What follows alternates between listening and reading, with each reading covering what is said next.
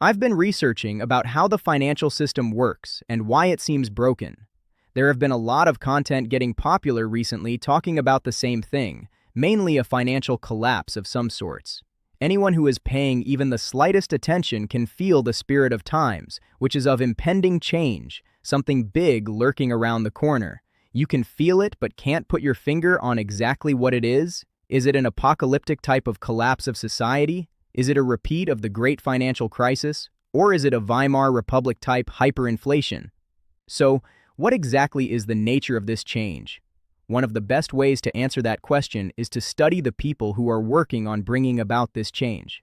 The Bank for International Settlements, which has all the major central banks of the world as its members, has talked about what the new financial system will look like in its reports. It will be based on a centrally issued digital currency and tokenization, where the central banks will be tokenizing their reserves and issue a digital currency which will be ledger-based and include features like smart contract enforceability, aka surveillance and control. The detailed description of this technology is a topic of discussion of its own. The central banks have been putting this system in place piece by piece under the disguise of payments processing innovation and legislation. They have launched successful experimental projects with big banks using distributed ledger technology to issue tokenized government bonds and utilize wholesale central bank digital currency. Before the COVID lockdowns, they were overtly pushing for retail CBDCs, and after a significant public backlash, they denounced the project. But that was the plan all along, to distract the public's attention towards that while putting the same system in place under different technical jargon.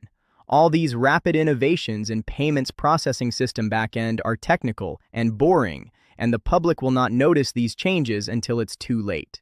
With all these organizations making changes to the very underlying system, these changes will not be a part of public discussion because the direct stakeholders are these organizations themselves. We are already living in a precursor to the final financial system of total control by using all these digital financial products without actually realizing how any of it works.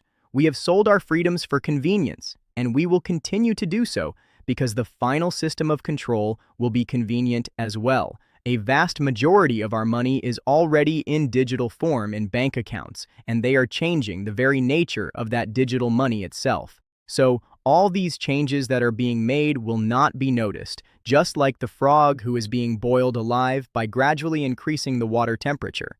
These people have mastered the science of manipulating popular opinion and public reaction to such an extent that most of the recent panics have only happened because they were allowed in order to pursue an agenda. Take, for example, the COVID-19 pandemic, where almost all of the governments of the world unanimously let fear and panic prevail in order to lead masses into vaccinations and an increase in digital payments. So, it is highly likely that if there will be a black swan type of collapse event, it will not happen entirely by chance, but it will be allowed to happen in order to bring about the next change. The collapse or change which many of us are intuitively expecting is already happening day by day. We are slowly being led into it and finally into the system of total control. The only way to fight back is to start preparing now. Strong individual will to resist is necessary, and many such individuals have to work together. The system can only be defeated if we refuse to take part in it.